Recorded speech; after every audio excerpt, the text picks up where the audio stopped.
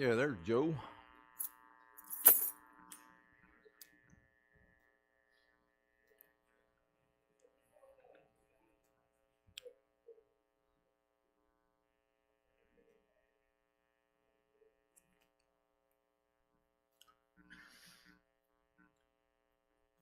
We're in Joshua chapter 3. Joshua 3.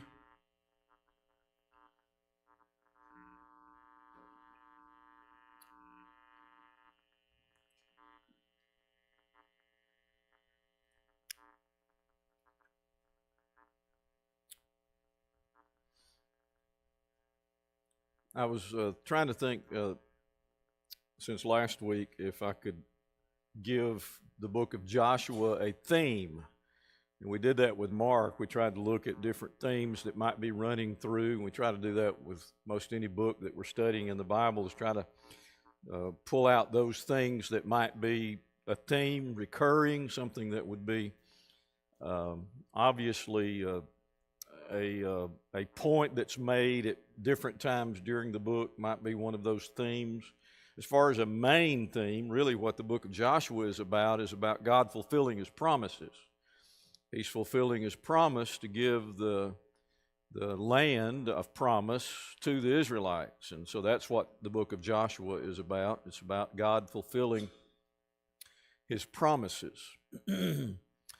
Another thing that I thought about was that obviously from the first couple of chapters, the highlight seems to be strong and courageous. That's obviously a highlight as well. So from Joshua chapter 3 on, you're going to see both of those themes running, and that is be strong and courageous. Make sure that you do everything that's the will of God. Make sure that that's your method of operation. Make sure that's what you do. And it is God fulfilling his promises, specifically this promise to give the children of Israel the promised land. And you had this change in leadership. Obviously, the highlight of the beginning of the book is that Joshua is appointed leader, and he is confirmed by God as being the leader of the Israelites. Moses has been taken up on the mountain, allowed to see the promised land, not allowed to enter.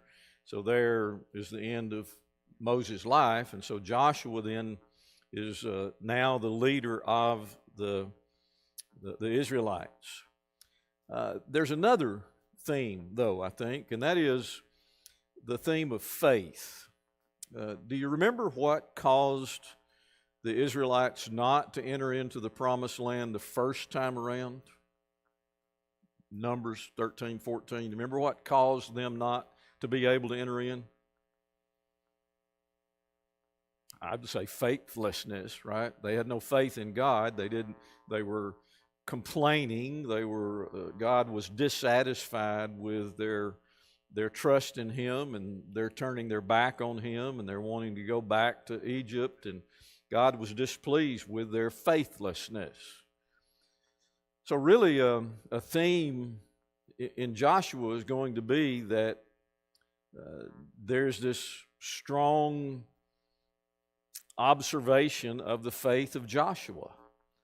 And when faith is exhibited, then there's success. When faith is not, then there's going to be defeat. It's not going to turn out very well. So the idea of faith is one of those things that enters in. And I looked at, and just kind of looking through the whole book and just kind of skimming pretty quickly, one of the things that I see is that the Israelites had to have faith in face of obstacles. You remember we talked last week about the city of Jericho, and we talked about Rahab, and from chapter 2 that there was this real focus on the city of Jericho and the way it was a strong walled city. The wall was tall, the wall was thick. Obviously, it wasn't going to be easy. So how is it going to fall? It's going to fall by faith. You do what I said do. It's not going to fall because of your might, because of your tactics. It's not going to fall because you're mightier than them, or you have better weapons. It's not going to fall because of any of those things. It's going to fall because of faith. So I put those two things together. It was faith in spite of obstacles, and so that's what we find in the book of Joshua as well. And I think we're going to deal with that very idea, to step out in faith now in chapter 3, because Israel is about to enter into this promised land. They're finally going to get there. They've been camped here on the other side of the Jordan River now for a time. Moses delivered the book of Deuteronomy there. Then he had to meet his final resting place. Joshua takes over, and God confirms him as this new leader, and he tells God tells Joshua to tell the people 3 days, and you're going to start. So they're ready to cross the Jordan. The spies have gone out. They spied out the land. They spied out the city of Jericho specifically. And now you have, in chapter 3, the Israelites are about to cross the Jordan River. Within itself, a little bit of an obstacle, and so there has to be faith here as well. So let's begin Joshua 3, verses, I guess let's read 1 through 6. Somebody read that for us, Joshua 3, 1 through 6, and we'll just start there with those first 6 verses.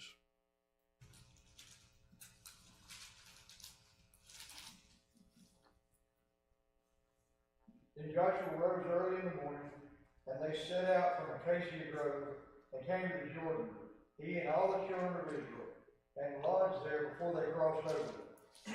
So it was, after 3 days, that the officers went through the camp, and they commanded the people, saying, when you see the ark of the covenant of the Lord your God, and the priests, the Levites, bearing it, then you shall set out from your place and go after it. Yet there shall be a space between you and it, about 2,000 cubits by measure. Do not come near it, that you may know the way by which you must go, for you have not passed this way before. And Joshua said to the people, sanctify yourselves, for tomorrow the Lord will do wonders among you. Then Joshua spoke to the priests, saying, take up the ark of the covenant and cross over before the people. So they took up the ark of the covenant and went before the people. Okay, very good. Thank you. So the first thing you see here is that Joshua prepares the people, and he gives them some instructions. The first thing that he tells the people is to make sure that you watch and that you observe this Ark of the Covenant, and you stay a certain distance from it. I think I read a couple of different times that's somewhere around a half a mile, something like that. The idea is that's the presence of God, and you are aware of, to the Israelites, the Ark of the Covenant, the mercy seat, that represented the presence of God. So you can't get too close. But God's going to lead you across the Jordan River, and He's going to lead you into this promised land. I think symbolized there by this Ark of the Covenant, as the people are told, you watch, you observe. As soon as you see the Ark of the Covenant of the Lord your God being carried by the priests, you set out for your place and you follow, but you stay back this quite a distance. And I think that was representative of the holy God that was going to lead them into the land of promise. That was what He had promised He would do. He would lead them, guide them, He'd be with them. Be strong and courageous, for I'll be with you. I've already given you the land. So all of those things are into play here as the priests bear up that that Ark of the Covenant, and you have before them God moving ahead of them. So they're to watch, to stay back that 1,000 yards or so, or whatever it is that equals up to. And I think this is a constant message that God has tried to give to the Israelites. I am a holy God, and I am on your side. I've made you promises, and I'm going to follow up on those promises. And so now God leads them into the promised land. He goes before them. They're not going to be in front of God. They're not going to be beside God. They're going to be being led by Him as they follow that Ark of the Covenant across the Jordan River. The other thing that happens here is that He tells the people to, and what Barry read there said, sanctify themselves. A word that's used in the ESV as well as I think a couple of other translations all mean the same thing, but the idea is to consecrate, to do whatever is necessary to make yourself right with God, to get right with Him. Make sure that what you're about to do is done by you with righteousness, with rightness, that you consecrate yourselves, that you get right and that you are right with God, so that you being holy, you can then ultimately be with God and be in His presence. The same kind of instruction is in other places. It's in Leviticus 19, and there are some other places where they are to prepare themselves. I think Exodus 19, God's coming down off the mountain to be with the people, and He says, consecrate yourselves, get ready, get right, because I'm not going to dwell in the midst of an unclean people. I'm not going to be with people who don't want me and who aren't ready to be with me. I'm just not going to do that. So it's interesting, isn't it, that in order to follow God, who's represented there in that Ark of the Covenant, they themselves have to consecrate or sanctify themselves, get right, so that they are ready to follow Him into this land of promise. I think sometimes I forget the significance of what's about to happen right here. I don't know if you're like me or not, but wow, this is a big deal. This is something that God has been planning now for all of these years of the existence of creation, and He had it in the plan way before any of this ever was created. But He tells Abraham, I'm going to give you a land. He promises it again, and then He promises it to Moses, and now you've got Joshua leading the children of Israel into that land. There were very few things that God promised. You remember in Genesis chapter 12 when God made this promise to Abraham, I'm going to make you a great nation. Through you will all nations of the earth be blessed. I'm going to bless you, bless the world, bless the earth through your seed. One of those things that He promised there in Genesis chapter 12 was, I'm going to give you a land. I'm going to give you a land. Only land is going to make them that great nation. They needed a land in which to dwell. They needed a land to put these 2 million people, or whoever, how many they have here, which million or 2 million, somewhere around in that area. It's a lot of people. You need a land. You can't just keep wandering for the rest of your existence. You need a land to be a great nation. You need this land. So this is a really big deal.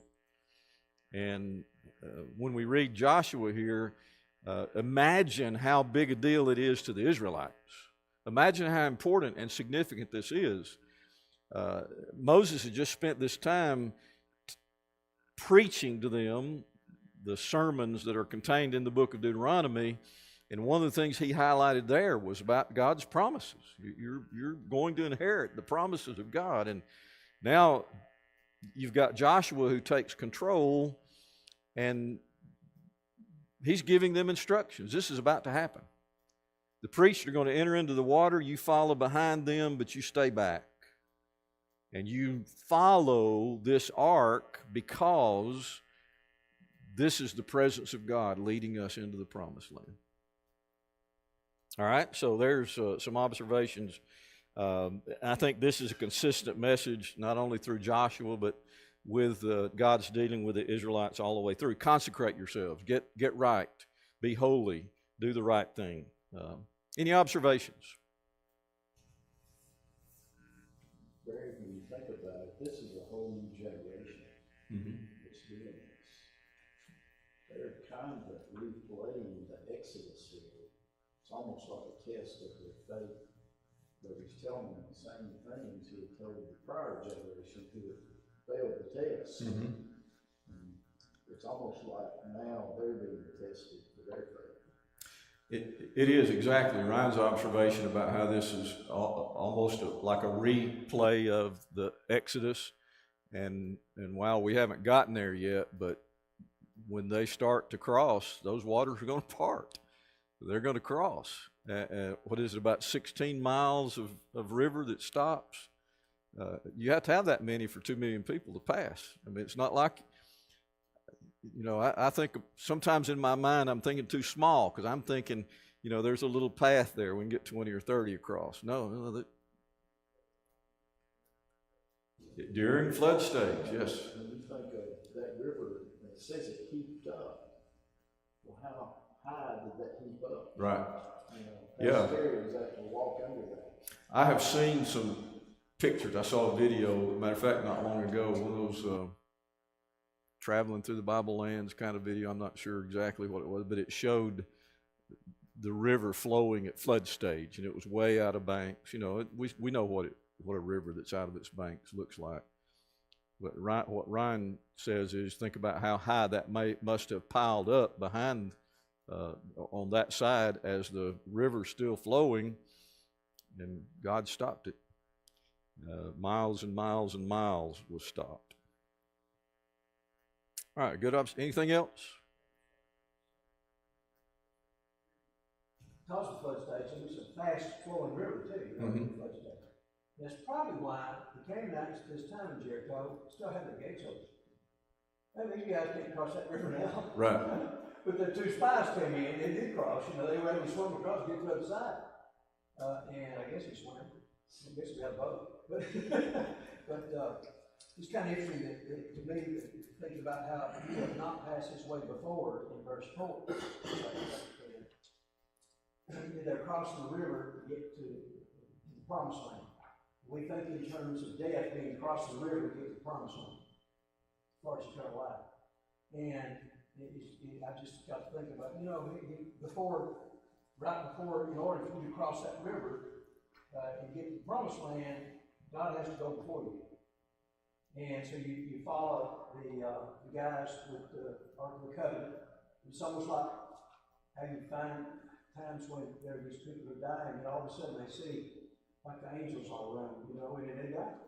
It's almost like God's coming to get them. It's like he did with reference to Lazarus. Right. Angels took him home. And it makes you wonder if people right when they die, if they do actually see visions of angels in some way, and all of a sudden they can't even tell about it. Right. That is a good question. Anyway, pretty amazing.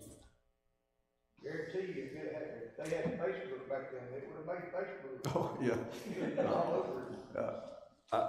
That's interesting that you say that, because I think that right at this time, Joshua would have said, "Okay, everybody's phone off, put it away. We don't need any videos being shot of us crossing the Jordan River."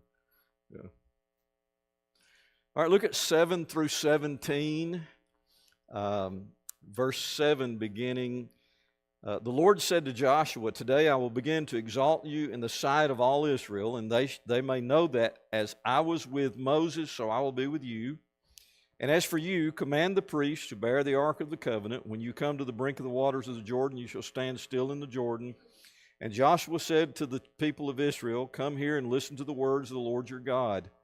And Joshua said, Here's how you shall know that the living God is among you, and that he will without fail drive out from before you the Canaanites, the Hittites, the Hivites, the Perizzites, the Girgashites, and the Amorites, and the Jebusites. Behold, the ark of the covenant of the Lord of all the earth is passing over before you into the Jordan. Now therefore take 12 men from the tribes of Israel, from each tribe a man, and when the soles of the feet of the priests bearing the ark of the Lord of all the earth, shall rest in the waters of the Jordan, the waters of the Jordan shall be cut off from the flowing, and the waters coming down from above shall stand in one heap.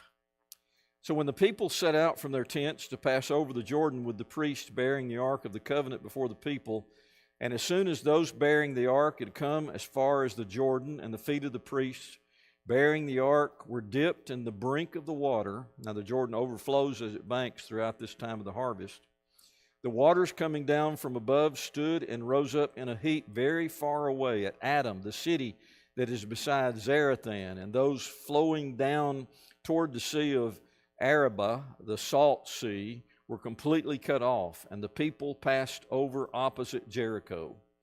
Read something that was about 16 miles or something like that it was stopped. Now the priest bearing the ark of the covenant of the Lord stood firmly on dry ground in the midst of the Jordan, and all Israel was passing over on dry ground until all the nation finished passing over the Jordan. Now that's all of chapter 3, but notice what Ryan said a while ago, this is really a kind of a rehashing of the Exodus. You're crossing on dry ground. God parts the waters or stops the water, and so they're going across, and they're going across at the point that puts them right across from the city of Jericho. Now, before this happens, though, note that beginning in verse 7, what God says to Joshua. Today I will begin to exalt you in the sight of all Israel, that they may know that as I was with Moses, so I'll be with you. Now you command them, and so he talks about commanding them. Note what significance is happening there in verse 7. God says, I'm going to exalt you. Now, how this happens, I think, is not today only. It's not just a couple of events that are going to happen now, but I think God is saying, I'm about to begin to show the people that I actually am with you. Things are going to happen. There are going to be successes, and there are going to be miracles. And there are going to be things that are going to cause them to recognize that I am with you, and that for them to follow you and do what you tell them to do is the right thing. So really what he says in verse 7 is, I will begin to exalt you in the sight of all Israel, that they may know that as I was with Moses, so I will be with you. So what does Joshua do in verse 9? He says, come and listen to the words of the Lord your God. This is what God told me. He told me to tell you. So here's what he told me. And so he goes through the instructions that God gave him. He tells them that the priests are going to walk in the Jordan River. They're going to be carrying the Ark of the Covenant when they get to the edge, when they get to the point where their feet are in the water. Then the water is going to be cut off, and it's going to stand in a heap. It's going to stop flowing. It'll be standing still. And I think that's a perfect picture of them replaying the Exodus that happened all the way back in the book of Exodus. So the people are presented with a challenge of faith, aren't they? This is going to be one of those themes. They're presented with another challenge of faith. The prior generation had got to this point, and they failed. They failed the test. Their forefathers had gotten here, and they failed the test. So are you going to cross the Jordan River? Are you going to cross? You going to have faith? You going to follow God? You going to follow that Ark of the Covenant? Are you going to actually do that? And so God gives them this Exodus experience. They'd heard stories, likely, about this Exodus experience, so they have their own. And so that's what happens there all the way through through the end of chapter 3. So the waters are stopped. They walk across, and everybody gets to the other side safely. And obviously, the chapter ends with all of the nation finished passing over the Jordan. They all got to the other side. Okay, any observations? Anything you'd like to bring up or talk about from verses 7 through 17? It's interesting because they've got a time where they would have fruit of the land beginning to eat, because chapter 5 and verse 11 says, on the day after the Passover, on the very next day, they ate some of the produce of the land, unleavened cakes and parched grain, and manna ceased the day after. They had eaten some of the produce of the land. So, Immediately. They feed themselves. Yeah. Isn't it interesting that this is described as the land that flows with milk and honey? That doesn't mean rivers of milk and honey dripping off the trees necessarily, but it means it's going to be a fruitful land. It's a very productive land. And what Randy brings up is immediately, once they get over there, that land, because it is harvest time, is going to be a bounty for them to use for food, and everything they need is going to be there. But God says, I'm going to begin to exalt you. And He keeps exalting him or building him up all the way through the book. Exactly. Yeah. Great point. This is just the beginning of it. It's not just one or two things. It's just not today, but all the way through. It's like every battle, every decision, God's putting His stamp of approval back on Joshua.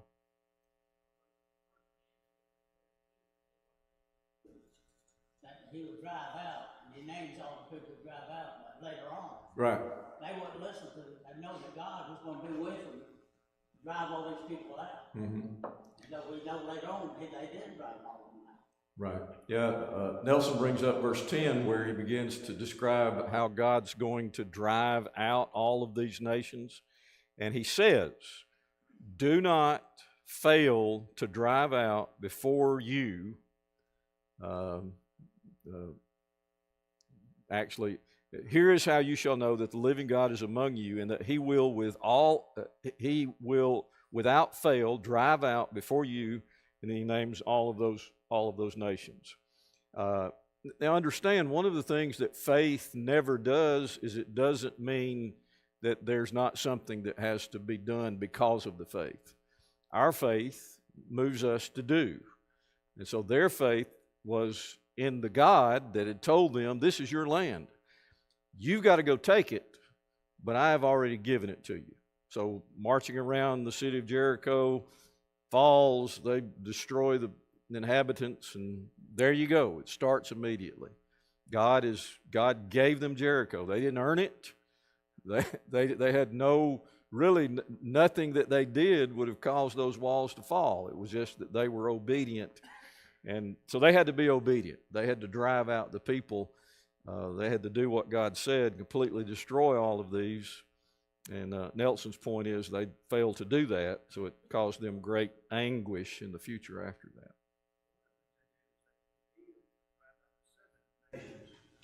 It's just there were some other people there, like the Philistines, and there's some other folks in the land that He didn't.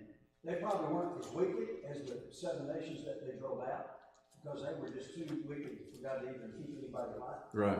But there were some other nations around them that hadn't grown, so he didn't, matter of fact, Joshua 20:13 says, know for certain that the Lord your God will no more drive out any of these nations from before you, but they shall be snares and traps to you, and scourges in your sides, and thorns in your eyes until you perish from off this good land which the Lord your God has given you. Mhm. He said, I put them there because y'all not gonna listen to me anyway. Yeah. You're gonna lose this land I'm giving you. Yeah, a good word that he used there was there'll be snares, Yeah. traps, yeah, for sure. So the people are presented with this test of faith. They go in, they move in, and so now they have this responsibility. And chapter 4, it's going to talk about the memorial stones, these stones that are placed there. After the crossing, the command is given to take the 12 stones from the river and place them on the shore as a memorial to the people. And in the future, the children would be able to ask, what are these stones for? What does that mean? Kind of a ritual kind of thing, like the Passover itself, actually. Daddy, what does all this mean? What does this mean? Why are we doing this? That's what the child is supposed to ask, and then the father would go into telling the story. So these stones would then be this memorial for the people to remember, and in the future the children would ask about what this means. Chapter 4, verse 6. And this may be a sign among you when your children ask in time to come, what do these stones mean to you? Then you shall tell them that the waters of the Jordan were cut off before the ark of the covenant of the Lord. When it passed over the Jordan, the waters of the Jordan were cut off. So these stones shall be to the people of Israel a memorial forever. And they did just as Joshua had commanded. They took these 12 stones and they put them there as remembrance. In chapter 4, verse 15 and following, you have the people in awe of Joshua. Note, let me pick up in verse 14. This backs up what Tommy said and what I was saying in the beginning. On that day, the Lord exalted Joshua in the sight of all Israel, and they stood in awe of him just as they had stood in awe of Moses all the days of his life. And so you have this event, this thing that takes place that would be a great demonstration of the fact that God was with Joshua. Verse 16, command the priest bearing the ark of testimony to come up out of the Jordan. So Joshua commanded the priest to come up out of the Jordan. And when the priest bearing the ark of the covenant of the Lord came up out of the midst of the Jordan, and the soles of the priest's feet touched the dry ground, the waters of Jordan returned to their place and overflowed all its banks as before. Well, time won't permit us to continue to and really the story is very well told there, and as you read it, it's kind of self-explanatory. And so you have this the crossing, and it's described there in more detail in chapter 4.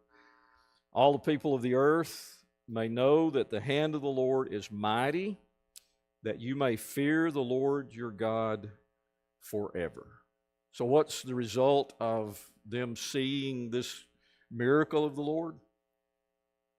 So that people might know and that you might remember.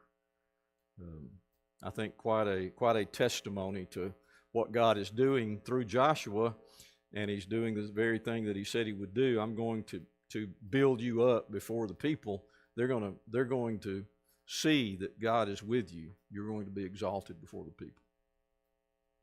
All right, any comments? That's a lot. There are a lot of 24 verses there, but I didn't see the need to spend a whole lot of time there. But anything you want to bring up from chapter 4? Could have gone into the land earlier if they'd been righteous and done what God asked? Or do you think it was God's plan for all that to have to happen before they went into the land? You're talking about this time, not the time before. I think God was in control of this. They were not going to cross without that Ark of the Covenant. They were not going to cross without following God, because God is going to lead them into the Promised Land.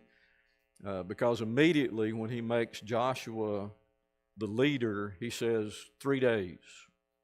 It's 3 days, yeah. So I think there were things that had to be done in those 3 days. Yeah, that's my opinion, but I think it had to play out. That was God's plan. Anything else?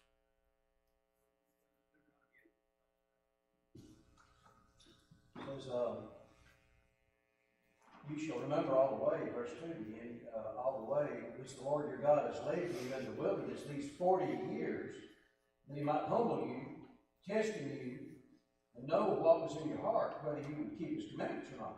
He humbled you and let you be hungry, fed you with manna which you did not know, nor your fathers know, and he might make you understand that man does not live by bread alone, but man lives by everything that proceeds out of the mouth of the Lord. Your clothing did not wear out, and so on. Anyway, you're not protected. I was just trying to build you up where, in that 40 years, like you're talking about that, I think even that, maybe God knew there weren't going to be, even if they'd gone in earlier, the land may not quite have been, they may not have been quite as evil as they need to be.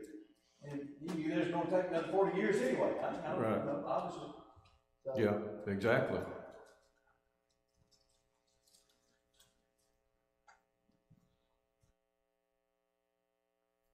Anything else? All right, we're going to pick up in chapter 5 next week, but let me give some introductory remarks and give you a little bit of what's happening here, because what's going to happen in chapter 5 is the need for them to demonstrate faith in God immediately when they enter into the promised land. They're going to be tested. Like Randy was saying just now,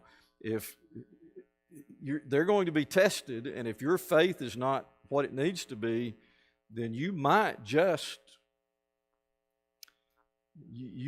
not be able to carry out the commands that Joshua gives you.